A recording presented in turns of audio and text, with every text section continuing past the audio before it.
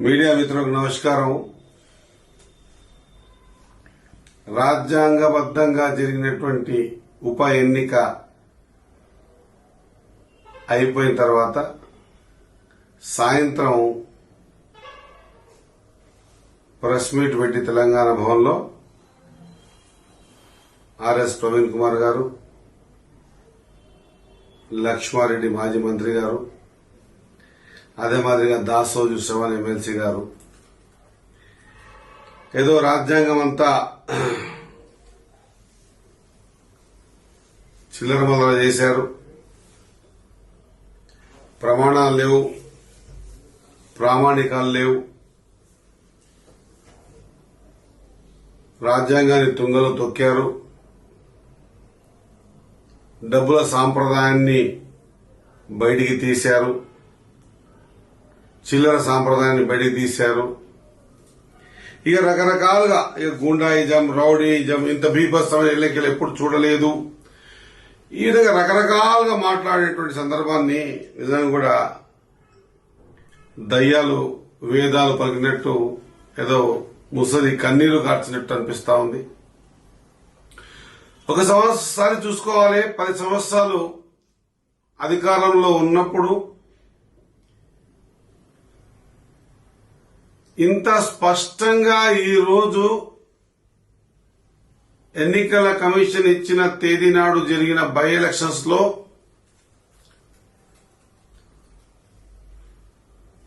ప్రజల తీర్పు బీఆర్ఎస్ కి అనుకూలంగా లేదని తెలుసుకున్న తర్వాత ప్రజాప్రభుత్వం కాంగ్రెస్ పక్షాన ఓటరు తన ఓటును వేస్తున్నాడని గ్రహించినటువంటి మా సోదరులు ఇక ఏదో ఒక నెపం దొరకాలి, ఆ నెపం మీద దొబ్బాలనేటువంటి ప్రయత్నం, ఇలాంటి ప్రయత్నాలు గతంలో సమాజం తెలుసుకోనప్పుడు అది నిజంగానేమో వీరు చెప్పిన మాటల నిజముందేమో అనేటువంటి భావనతో ప్రజలు ఉండేది. సోదరులారా, ఒక్కసారి ఆలోచన చెయ్యాలి. నేను కూడా రాజకీయాల్లో 32 సంవత్సరాల నుంచి ఉన్నా. సకల జనుల సమ్మె జరిగినప్పుడు మక్తల్ నియోజకవర్గంలో ప్రధాన భూమిక నేనే నిర్వహించి అందరినీ కలుపుకొని తెలంగాణ రాష్ట్రం సిద్ధించే ప్రక్రియలో పెద్ద పాత్ర వహించిన, తెలంగాణ వచ్చిన నీళ్లు, నిధులు, నియామకాల మీద వస్తుందన్నటువంటి సందర్భంలో ఇప్పుడే మా ఇంటికి ఉద్యోగం వస్తుంది, ఇప్పుడే మా శ్రేణులకు నీళ్లు వస్తాయి అనేటువంటి ఆశతో ముందుకు పోయిన సందర్భంలో తెలంగాణ తెచ్చింది టీఆర్ఎస్, కేసీఆర్ గారిని ఒక భ్రమ కలిగించి 10 సంవత్సరాలు రాష్ట్రాన్ని అధోగతి పాలు చేయడం ఒక్కటే కాకుండా ఆ రోజు కూడా నేను ఎంపీటీసీగా తర్వాత జెడ్పీ ఫ్లో లీడర్ గా పనిచేసే సందర్భంలో ఎంత అరాచకం అంటే నోరు తెలిసి మాట్లాడే పరిస్థితి కూడా లేకుంటుండే, ఇంట్లోకించి బయట కాలు పెట్టే పరిస్థితి లేకుంటుండే, రోడ్డు మీద ధర్నాకు కూర్చునే పరిస్థితి లేకుంటుండే, ఎలక్షన్ బూతుల కాడికి పోయి తొంగి చూసే పరిస్థితి లేకుంటుండే, ఓటేసే పరిస్థితి కూడా లేకుండే. ఇవన్నీ చేసి అలవాటు పడ్డ మీకు ఏదో సామెత పచ్చ కామర్లోనికి లోకమంతా పచ్చగానే అనిపిస్తుంది అన్నట్టు అదే పరిస్థితి ఇప్పుడు కాంగ్రెస్ వాళ్ళు చేస్తున్నారని భ్రమలో ఉంటున్నటువంటి మీకు ఒక చిన్న సూచన తెలియజేస్తా. ఒకవేళ నిజంగా కూడా మీరనుకున్నట్టు అరాచకం జరిగింది, దొంగ ఓట్లు వేసిండ్రు, మొత్తం ఒక్కసారి గుద్దుకుందరు అనేటువంటి భావన మీకుంటే అది సరాసరి తప్పు అంటున్నా. ఒకవేళ వేసేది పరిస్థితి ఉంటే ఈ రోజు 50% మించిపోకుండా ఎలక్షన్ జరగలే, ఓటింగ్ ప్రక్రియ జరగలే. ఈ ఎలక్షన్ లో కూడా ఏ ప్రయత్నాలు చేశారో బీఆర్ఎస్ పార్టీ వాళ్ళు అందరూ కూడా చాలా మటుకు మేము ఆ జూబ్లీస్ బయట ఉండి మేము ఆలోచన చేస్తూ మాకు ఫోన్లలో పంపించారు. ఒకవేళ నిజంగా కూడా అరాచకం చేసింది ఉంటే నిజంగా కూడా అరెస్ట్ చేసి బూతు మాటలు తిట్టి ఏమో మాట్లాడి దుబ్బి తోసేసి టేబుల్ దుబ్బే స్థితిగతులే ఉంటే ఈరోజు నాకు ఫోటోలు పంపించారు కొన్ని, మీకు మీడియాకు చూపిస్తా. ఈ ఫోటోలలో స్పష్టంగా పెద్దలు ఎల్బీ నగర్ ఎమ్మెల్యే దేవిరెడ్డి సుదర్శన్ రెడ్డి గారు, ఎర్రబల్లి దయాకర్ గారు దాదాపు నాకు తెలిసి అర్ధగంట 45 నిమిషాలు స్కూటీపై తిరిగారు.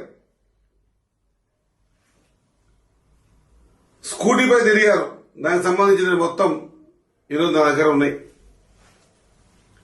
నిజంగా అరాచకమే జరిగి ఉంటే వీరిద్దరి మీద కేసేసి వీరిద్దరిని లోపల పెట్టే పరిస్థితి. ఒకవేళ వాళ్ళని మీరు ఫోన్ చేసి అడగండి, నిజంగా ఈ రోజు ఆ జూబ్లీ హిల్స్ లో తిరిగారా లేదో సమయంతో పాటు మొత్తం మీకు ఫార్వర్డ్ చేస్తా. సోదరులారా చెక్ చేసుకోండి. మీరు అనుకున్నట్టు మీరు చేసినట్టు కాంగ్రెస్ పార్టీ వాళ్ళు కూడా చేసేమో అని అనుకుని భ్రమలో ఉండడం తప్పది. అట్లా జరగలేదు. రాజ్యాంగబద్ధంగా రాజ్యాంగాన్ని నమ్మిన వ్యక్తులం కాబట్టి 100% ప్రజల అభిష్టం మేరకు ప్రజలు స్వేచ్ఛగా ఓటు వేసుకునే విధంగా ఈ రోజు పరిస్థితుల్ని ఎలక్షన్ కమిషన్ ద్వారా పోలీస్ డిపార్ట్మెంట్ పరిధిలో ఈరోజు కార్యక్రమాలు తీసుకున్నారు. ఎలక్షన్ కమిషన్ ఈ ఎలక్షన్ సజావుగా జరిగిందని చెప్పే పరిస్థితి ఉన్న ఈ సందర్భంలో ఈ విధంగా అవాకులు చెవాకులు ఓడిపోతున్నామనేటువంటి భయంతో భ్రమతో ఇక తెలంగాణ ప్రజలు గతంలో 2023 డిసెంబర్లో ఇంటికి పంపించింది. తర్వాత పార్లమెంట్ లో డిపాజిట్ రాకుండా చేసింది. ఈ బై ఎలక్షన్స్ లో మొన్న కంటోన్మెంట్ లో ఇంటికి పంపించింది. ఇప్పుడు ఇది కూడా పంపిస్తే ప్రజలు ఎక్కడ నమ్మరేమో మమ్మల్ని అనేటువంటి ఒక అభద్రతా భావంతో మాట్లాడుతున్న మాటలు తప్ప ఎక్కడ కూడా ఈ మాటలలో పసలేదు. ఇది నేను చెప్పాల్సిన అవసరం లేదు. మీ వీడియోస్ రేపు పొద్దుగాల ప్రజలు వింటే వాళ్లే. At the same time A Jubilee ప్రజలైతే మీకు 3 సార్లు ఓటేసి బీఆర్ఎస్ కి అధికారం ఇచ్చినటువంటి ప్రజలే ఈ రోజు ఆశ్చర్యపోతా ఉన్నారు. అన్నా ఈ విధంగా రాసిండ్రేదన్నాని. కాబట్టి కొద్దిగా మనం మాట్లాడేటప్పుడు గతంలో మనం కూడా ఏం చేసినాం, మనం చేసిందని వీళ్ళు చేస్తుండ్రేమో అట్లా అని చెప్పి వాళ్ళు అనేద్దామనేటువంటి మాటలో ఉంటే ప్రజలు నవ్వుకుంటారు. ఒకసారి ఆలోచన చేయాలి. ఖచ్చితంగా 20 ఫిర్యాదులు ఇచ్చినాం, 30 ఫిర్యాదులు ఇచ్చినాం. ఒక డెలికేటెడ్ బూత్ ఉంటే దానికడ ఏదో పెట్టాలి ఫోర్సు. తెలంగాణ 9 సంవత్సరాలల్లా ఇందిరా పార్క్ దగ్గర ధర్నా కూడా చేసుకోవడానికి అవకాశం ఇవ్వని మీరు, ఇందిరా పార్క్ ధర్నా చౌకని ఎత్తేసిన మీరు, స్వేచ్ఛంగా మాట్లాడడానికి కూడా అవకాశం ఇవ్వని మీరు, మాట్లాడితే పోలీసులు హౌస్ అరెస్ట్ చేసినట్టు మీరు, మక్తల్లో మారుమూల నియోజకవర్గమైన మక్తల్లో నా పైన కూడా 22-23 కేసులున్నాయి. నాకు దాదాపు 60 నుంచి 70 సార్లు హౌస్ అరెస్ట్ చేశారు.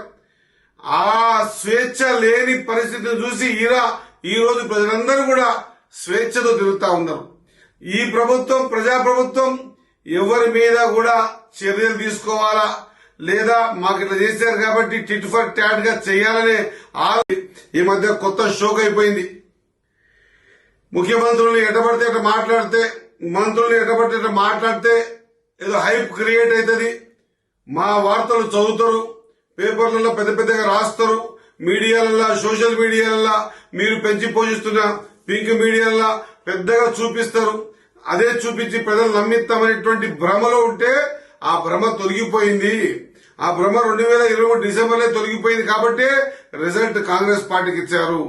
ఆ తర్వాత జరిగిన పార్లమెంట్ ఎలక్షన్ తొలగిపోయింది కాబట్టి డిపాజిట్ లేకుండా చేశారు. ఆ తర్వాత జరిగిన బై ఎలక్షన్స్ లో అది కంటోన్మెంటల్ కావచ్చు, రేపు రాబోయే రిజల్ట్ జూబ్లీ రిజల్ట్ కావచ్చు, దీంట్లో కూడా ప్రజలు ఇంటికి పంపిస్తా ఉన్నారు. నేనేమంటున్నా అంటే మాట చాతుర్యం నాకు లేకుండొచ్చు, చాతుర్యంగా మాట్లాడేది తమ్మిని బమ్మిని తమ్మి చేసేటువంటి విద్య నాకు రాకుండొచ్చు. కానీ నిజం మాట్లాడాలనుకుంటే ఒక్కసారి గతంలో తొంగి చూస్తే నేను కూడా 25-30 ఏళ్ల నుంచి 32 ఏళ్ల నుంచి రాజకీయాలలో ఉన్నా. గత 9 సంవత్సరాలుగా నా మీద జరిగినటువంటి హౌస్ అరెస్టులు లేదా నా మీద జరిగినటువంటి మన పోలీస్ స్టేషన్ లో కూర్చోబెట్టే విధానాలు చూస్తే నేను ఆశ్చర్యపోయినా. ఈ విధంగా కూడా ఉంటుందా, తెలంగాణ తెచ్చుకున్నది మేము ఎందుకు అనేటువంటి సందర్భం చూశాం. కాబట్టి సోదరులారా, ఈ విధంగా మీరు ఎన్ని మాట్లాడినా కూడా ప్రజలు ఈరోజు విశ్వసించే పరిస్థితుల్లో లేరు.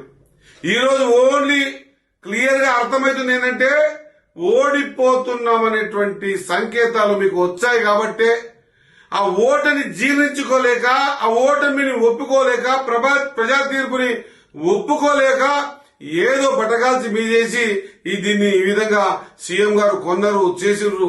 అసలు డబ్బులు పెట్టి కొనే, ఓటుకు డబ్బులు ఇచ్చేటువంటి సంస్కృతి ఎవరి నుంచి వచ్చిందో ఒక్కసారి యావత్ తెలంగాణ ప్రజలకు తెలుసు అన్నమాట తెలియజేసుకుంటూ, ఒకవేళ లేదు ఇట్లా మాట్లాడడం వల్లనే రాజకీయాల్ని లైవ్ గా ఉండగలుగుతాం అనేటువంటి ఆలోచన మీకుంటే సరైన సమయంలో ప్రజలు సరైన బుద్ధి చెప్పారు, చెబుతారు కూడా అనేటువంటి మాట మరొకసారి గుర్తు చేస్తూ, నోరు అదుపు పెట్టుకొని మాట్లాడకపోతే సమాజం చూస్తా ఉన్నది. అంత అమాయకులు కాదు ప్రజలు. ఏది పడితే అది నందిని నందిని చేసి చూపిస్తే మేము చెప్పిందంతా వింటారు అనేటువంటి భ్రమలకించి దయచేసి బయటికి రావాల్సిందిగా తెలియజేసుకుంటూ, ఈ విధంగా వాడు ముఖ్యమంత్రి పడుకొని వీడు వాడు అనేటువంటి ఈ సంస్కృతి ఏ మెసేజ్ ఇస్తా ఉన్నాం రాబోయే తరాలకు? రాజకీయాల్లో విలువల కోసం వచ్చాం, ఎక్కడున్నాయి విలువలు? ఆ రోజు నీకు చెప్పకూడదు కానీ మాజీ మంత్రులు, మాజీ పెద్ద మనుషులందరూ కూడా ఏం మాట్లాడారు? వాళ్ళని వీరిని లాస్ట్ మీడియాని కూడా 100 మీటర్ల లోపలికి తొక్కి బూంచి పడేస్తానేటువంటి మాటలు మాట్లాడుతుంటే కూడా ఆ రోజు మీడియా కానీ మీడియా డిపార్ట్మెంట్స్ అని కూడా సరే సమయం వచ్చినప్పుడు దానికి ప్రతిఫలం దొరుకుతానేటువంటి ఆలోచనతో ఉన్నారు. కాబట్టే ఈ రోజు మిమ్మల్ని ఇంట్లో కూర్చోబెట్టారన్నమాట గుర్తు చేస్తా ఉన్నా. ఈ విధంగా ఓటమిని అంగీకరించలేక చేస్తున్నటువంటి ఈ వాదనంతా కూడా పసలేని వాదన.